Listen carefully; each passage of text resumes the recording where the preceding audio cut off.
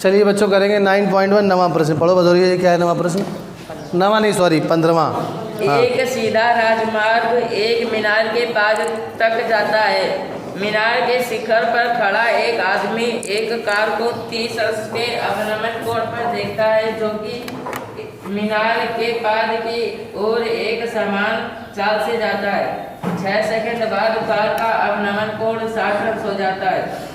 इस बिंदु से मीनार के पाद तक पहुंचने में कार द्वारा लिया गया समय ज्ञात कीजिए। ठीक है, बहुत आवश्यक प्रश्न है, निशान लगा लीजिए इसमें भी। हाँ, अब देखिए ज़रा, ये एक मान लीजिए कोई ए बी मीनार है और इस ए बी मीनार से कि कोई व्यक्ति इस मीनार ए बी के ऊपर बैठा हुआ है और मान लीजिए यहाँ पर कोई कार है सी पर और इसने इस कार सी को देखा तो अवनमन कोण कितना बना है? 30 अंश। तो मान लीजिए यहाँ पे दृष्टि रेखा बनाते हैं पहले सी तक के लिए। तो ये उसके नेत्र से ये मान लीजिए सी तक एक लाइन गई है दृष्टि रेखा, ये हो गई दृष्टि रेखा। तो अवनमन कोण बनेगा दृष्टि रेखा और क्षैतिज रेखा के बीच। तो अब हमें क्षैतिज रेखा बनानी होगी बच्चों। ये क्षैतिज रेखा नहीं है, गलती बहुत लोग करेंगे, इसको अवनमन लिख देंगे, ये अवनमन नहीं होगा। क्षैतिज रेखा हमेशा पृथ्वी के समांतर होगी, एक स्लीपिंग लाइन। तो ये हमने क्षैतिज रेखा बना ली। तो इस क्षैतिज रेखा और दृष्टि रेखा नीचे की तरफ देख रहा है, इसके बीच बना कोण ऊपर से नीचे की ओर देखने पे कहलाता है अवनमन कोण। तो ये अवनमन कोण हो गया 30 अंश। तो एक ही समय में बच्चों अवनमन और उन्नयन बराबर होते हैं। आप ऐसा भी समझ सकते हैं कि दो समांतर रेखाएं, एक तिर्यक रेखा इसको काट रही है, तो ये अंतः एकांतर कोण होंगे। तो ये अगर 30 है अवनमन, तो ये वाला कोण भी उन्नयन भी उसी समय कितना होगा? 30 अंश। आगे क्या हुआ पढ़िए। जो कि मीनार के पाद की ओर एक समान चाल से जाता है। अच्छा, अब यहाँ पे जो कार सी है, कार है कि व्यक्ति कौन है? अच्छा, ये कार सी है, ये मीनार का जो आधार है उसकी ओर एक समान चाल से चल रही है इस तरफ। हाँ, फिर क्या हुआ? 6 सेकंड बाद, मान लीजिए 6 सेकंड बाद ये यहाँ पर डी पे पहुँच गई कार। 6 सेकंड बाद ये कार डी पे पहुँच गई। हाँ, बाद कार का अवनमन कोण 60 अंश हो। अच्छा, अब की बात जब ये डी पे पहुंच गई बच्चों, तो कार का अवनमन कोण जो है वो कितने अंश का हो गया है? 60 अंश का। तो अब की बार ये अवनमन कोण है 60 अंश का। यहाँ पर लिख देते हैं, चलिए इसको इस तरफ लिख दे रहे हैं। ये अवनमन कोण हो गया आपकी बार 60 अंश का। तो इसका जो उन्नयन कोण है ये भी कितना हो जाएगा? 60 अंश का। आगे बताइए क्या हुआ। इस बिंदु से मीनार के पार तक पहुंचने में कार द्वारा लिया गया समय ज्ञात कीजिए। अच्छा, आप कह रहा है कि बिंदु डी से बी तक पहुंचने में कितना समय लगा है कार को, ये बताना है। ठीक है, तो यहाँ पर और कोई दूरी वगैरह तो दी नहीं गई है, कुछ दी गई है दूरी वगैरह? बस हमें ये दिया गया है कि सी से डी तक पहुँचने में कितने सेकंड लगे हैं? 6 सेकंड लगे हैं यहाँ तक पहुँचने में, इस बिंदु तक। चलिए बैठ जाइए। तो यहाँ पर हमें दिया गया है सी से डी तक कार के जाने में लगा समय, ये दिया गया है 6 सेकंड। और हमसे पूछा क्या गया है? डी से बी तक जाने में लगा समय ये अज्ञात है, ये हमसे पूछा गया है। ठीक है बच्चों। तो अब जबकि कार की चाल जो है वो एक समान है, तो बच्चों यहाँ पर कॉन्सेप्ट ये है कि अगर हम यहाँ पर एक नियम की सहायता से करेंगे, अगर हम DC दूरी और BD दूरी में एक संबंध ले आएँ, तो भाई लिखेंगे कि DC दूरी को जाने में समय 6 सेकंड लगता है, तो 1 मीटर दूरी जाने में कितना समय लगेगा, और फिर BD दूरी जाने में कितना समय लगेगा। तो अगर हम एक रिलेशन ले आएँ किसी तरह से कि DC दूरी और BD दूरी में, तो हम इस प्रश्न को हल कर सकते हैं। अब थोड़ी ज्यामिति का भी यूज़ है इसमें। अब देखिए ज़रा बच्चों, ये पूरा कोण 60 अंश है, ये 30 अंश है, तो ये कितना बचेगा? देखिए ये पूरा 60 है, इधर 30 निकल गया, तो ये कितना बचेगा? 30 अंश। अगर हम त्रिभुज ADC को देखें, ADC को देखें तो ये 30 है, ये भी 30 है, तो इसके सामने की भुजाएं बराबर होंगी। तो इस 30 के सामने की भुजा AD, इस वाले 30 के सामने की भुजा DC, किसी त्रिभुज में अगर दो कोण समान है तो उनकी सम्मुख भुजाएं भी तो समान होती हैं। तो इस दशा में DC भुजा AD के बराबर आ जाएगी। तो मतलब जो DC होगी वही AD होगी। तो अब अगर हम AD और BD में संबंध निकाल दें तो भी हमारा काम चल जाएगा।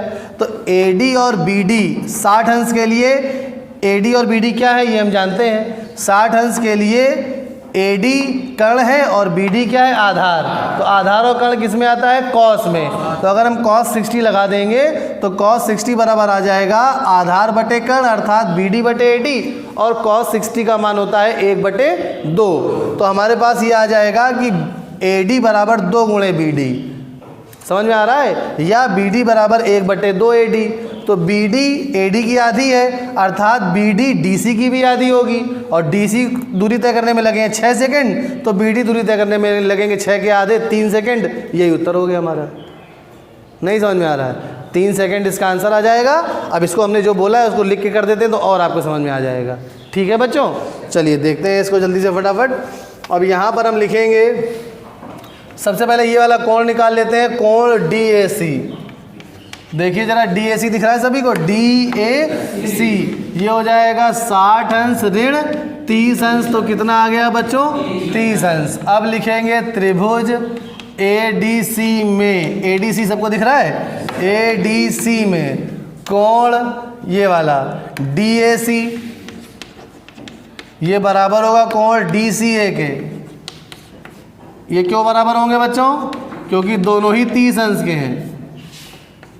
देखिए कोण DAC भी 30 अंश का, कोण DCA भी 30 अंश का, इसलिए दोनों बराबर होंगे।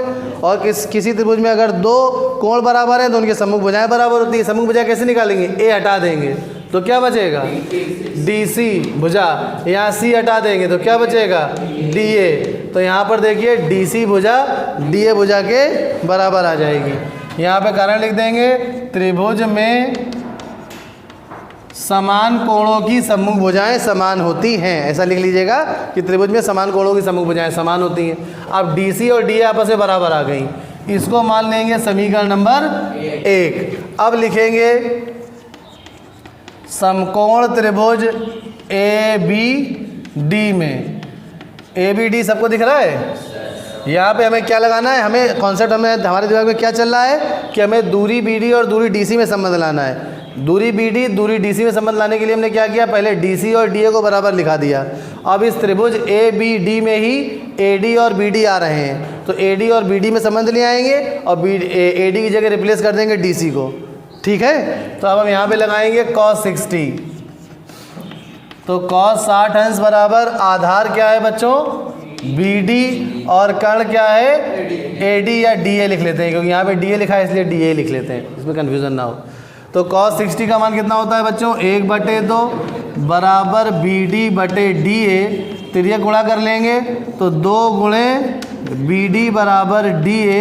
तो फाइनली BD बराबर क्या आ जाएगा, 2 का पक्षांतर करेंगे तो 1/2 DA। और देखिए यहाँ पे DA और DC आपस में कैसी हैं, बराबर हैं। तो यहाँ पर लिख देंगे BD बराबर 1/2 DC, और यहाँ लिख देंगे समीकरण 1 से। इतनी बात सबको समझ में आ गई।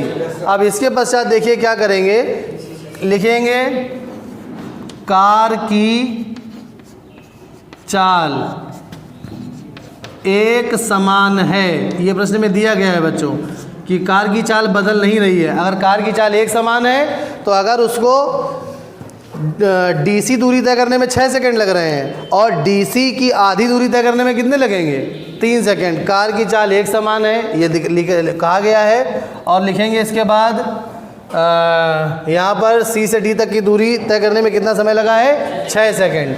तो अब यहाँ पर लिखेंगे इसके पश्चात DC दूरी तय करने में लगा समय बराबर कितना है बच्चों, 6 सेकंड। यहाँ पे लगा देंगे चूंकि का चिन्ह, 2 बिंदु ऊपर और 1 नीचे, इसलिए अब 1/2 DCA। तो 1/2 DC दूरी तय करने में लगा समय कितना हो जाएगा, 1/2 गुणे 6 बराबर 3 सेकंड। अब देखिए जरा 1/2 DC ही तो BD दूरी है, समझ में आ रहा है ना। तो तो देयर, इसके बाद फिर से इसलिए BD दूरी तय करने में लगा समय भी कितना हो जाएगा 3 सेकंड। और यहाँ पे लिख देंगे इसको समीकरण नंबर 2 और यहाँ पे रेफरेंस दे देंगे समीकरण 2 से, क्योंकि हमने क्या किया है 1/2 DC की जगह BD लिख दिया है और ऊपर दिखा दिया है कि BD 1/2 DC के बराबर है। सबको समझ में आ गया अच्छी तरह से? तो इसका उत्तर क्या आ गया, D से B तक दूरी तय करने में उसको लगेंगे 3 सेकंड। कभी कभी प्रश्न में पूछता है कुल दूरी कितनी लगेगी, तो कुल दूरी कितनी हो जाएगी, 6 सेकंड पहले लग चुके हैं, 3 सेकंड और, तो 9 सेकंड। समझ में आ गया? चलिए नोट कर लीजिए।